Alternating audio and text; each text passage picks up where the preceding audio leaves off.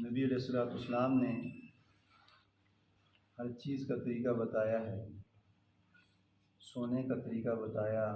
جوتا پہننے کا طریقہ بتایا، مسجد میں آنے کا طریقہ بتایا، بازار میں جانے کا طریقہ بتایا، طعام کا کھانا کھانے کا طریقہ بتا دیا۔ یعنی جو بھی انسان اتباع پہ عمل کرے گا، اب کھانا کھا رہا ہے، اگر سنت کے مطابق ان چیزوں کا لحاظ رکھے گا، آداب کے مطابق کھائے گا، تو وہ کھانا بھی اس کا عبادت بن جائے گا۔ اب ہر ایک انسان نیند کرتا ہے،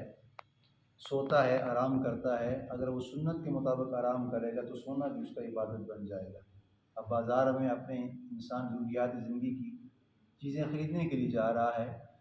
اب سنت کے مطابق بازار جائے گا، کلمہ پڑھ کے جائے گا، تو نبی علیہ السلام کے صحابہ نے فرمایا، فقہا فرماتے ہیں کہ بازار میں جانا بھی اس کا عبادت بن جائے گا۔ تو آج جو ہمارا درس ہے وہ ہے طعام کا، کھانا کھانے کے آداب کے بارے میں ہے، کہ سب سے پہلے کھانا کھانے سے پہلے ہے اپنے ہاتھوں کو دھونا ہے۔ اب دھونا کتنا ہے اور کتنی مقدار تک دھونا ہے، اور اس میں کچھ ہماری نقائص، کچھ کمیاں ہیں۔ جب ہم کھانا کھاتے ہیں سب سے پہلے تو یہ ہے کہ ہم ہاتھوں کو دھوتے نہیں ہیں، یا پھر بسا اوقات اب جس طرح بندے نے عشاء کی نماز پڑھی ہے، وضو کیا ہے، اس کے بعد گیا کھانا کھانے کے لیے، تو میں اور آپ یہی کہہ دیتے ہیں کہ ہاتھوں کو دھونے کی ضرورت نہیں، ابھی تو میں وضو کر کے آیا ہوں، ہاتھ میرے پاک ہیں۔ وہ صرف آپ نے جو وضو کیا ہے، وضو کا اہتمام کیا، آپ کھانا کھا رہے ہیں، تو کھانے کے آداب میں سے یہ ہے کہ آپ نے ہاتھوں کو دھونا ہے۔ اب آپ نے پہلے نہیں کہ میں نے 10 منٹ پہلے اپنے ہاتھوں کو کھنگالا ہے، دھویا ہے، تو وہ اسی پہ حالا حاضر قیاس کر لیتے ہیں، جو میں نے پہلے ہاتھ دھوئے ہیں 10 منٹ پہلے، یا پہلے جو ان سے میں نے وضو کی ہے اسی کو قیاس کر کے کھانے کے لیے بیٹھ گئے ہوں۔ تو فقہا فرماتے ہیں کہ وہ اور چیزیں سنت جو آداب ہیں وہ کھانا کھانے کے یہ کہ آپ نے اپنے ہاتھوں کو دھونا ہے۔ اب ہاتھوں کو دھونا کیا ہے کہ یہ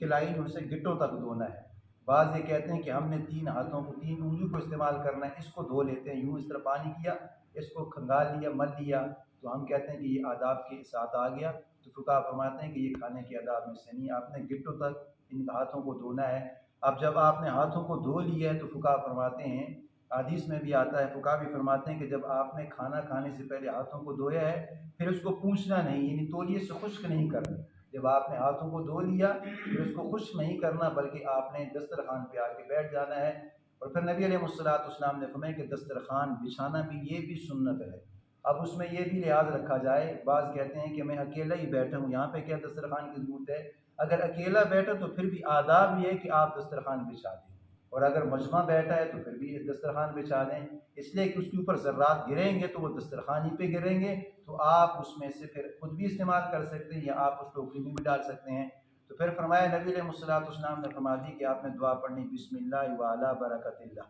اب اس میں 2 چیزیں، حدیث میں اکثر جگہ جو ہے بسم اللہ و برکت اللہ،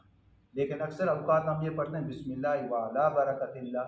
لیکن اکثر بیشتر یہ حدیث میں یہ ہے کہ بسم اللہ و علی نہیں، بسم اللہ و برکت اللہ، لیکن وہ اعلیٰ پڑھ لیں تو ٹھیک ہے، لیکن و برکت اللہ یہ کھانا کھانے کے پہلے آداب میں سے یہ ہے کہ سنت کے مطابق بیٹھنا ہے۔ اب بیٹھنے کا طریقہ جو ان سے ہے، فقہا فرماتے ہیں کہ پہلے ایک زانو کو استعمال کر کے بیٹھا جائے۔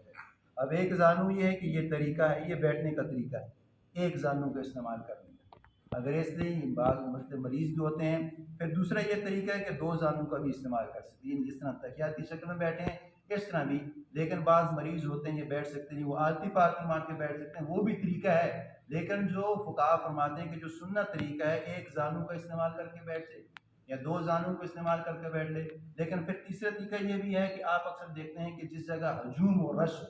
تو وہاں پہ اس طرح بیٹھنا پہ مشکل ہے، پھر اس میں گنجائش یہ رکھی ہے کہ آپ اس طرح بھی بیٹھ سکتے ہیں، اس جگہ پہ آپ یوں بھی بیٹھ کے کھانا کھا سکتے ہیں، یہ طریقہ بتایا ہے۔ اس کے پھر انشاءاللہ باقی آداب انشاءاللہ آئندہ آئیں گے۔ اللہ سے دعا ہے کہ اللہ تعالیٰ نے